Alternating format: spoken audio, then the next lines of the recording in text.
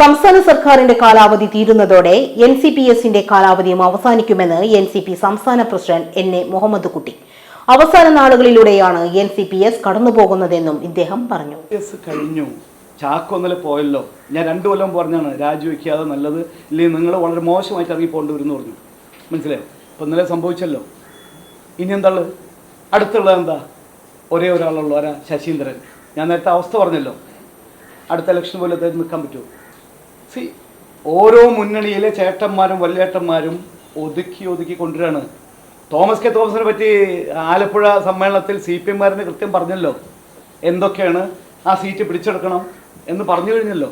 PSC നിയമനക്കോഴയിൽ PC ചാക്കോയുടെ പങ്ക് സംബന്ധിച്ച് തുടരന്വേഷണം നടത്തണം. സംസ്ഥാനത്ത് വന്യജീവി അതിക്രമങ്ങൾ വർദ്ധിച്ചു വരുമ്പോൾ വനം മന്ത്രി ആർക്കോ വേണ്ടി എന്തൊക്കെയോ പ്രവർത്തിക്കുകയാണ്. പകുതി വില തട്ടിപ്പ് കേസിൽ ജുഡീഷ്യൽ അന്വേഷണം വേണം. ഇക്കാര്യത്തിൽ നിയമപോരാട്ടത്തിന് അടക്കം പരാതിക്കാർക്കൊപ്പം നിലകൊള്ളുമെന്നും അദ്ദേഹം പറഞ്ഞു. 11-ന് കാസർഗോഡ് നിന്നും ആരംഭിച്ച രാഷ്ട്രീയ വിശദീകരണ യാത്ര മുഴുവൻ നിയോജക മണ്ഡലങ്ങളും സഞ്ചരിച്ച് 17-ന് തിരുവനന്തപുരത്ത് സമാപിക്കും. വെള്ളിയാഴ്ച തൃശൂർ, എറണാകുളം ജില്ലകളിലും ശനിയാഴ്ച കോട്ടയം, ആലപ്പുഴ ജില്ലകളിലും 16-ന് ഇടുക്കി, പത്തനംതിട്ട ജില്ലകളിലും 17-ന് കൊല്ലം, തിരുവനന്തപുരം ജില്ലകളിലും യാത്രാ പര്യടനം നടത്തും. ഒരേ സമയം തന്നെ വ്യത്യസ്തമായ 3 വഴികളിലൂടെയാണ് പ്രചാരണ യാത്ര തിരുവനന്തപുരത്തേക്ക് എത്തുക. തുടർന്ന് NCPയുടെ സമ്പൂർണ്ണ സംസ്ഥാന സമ്മേളനം 22-ന് വൈകുന്നേരം 3-ന് എറണാകുളം രാജേന്ദ്ര മൈതാനിയിൽ നടക്കും.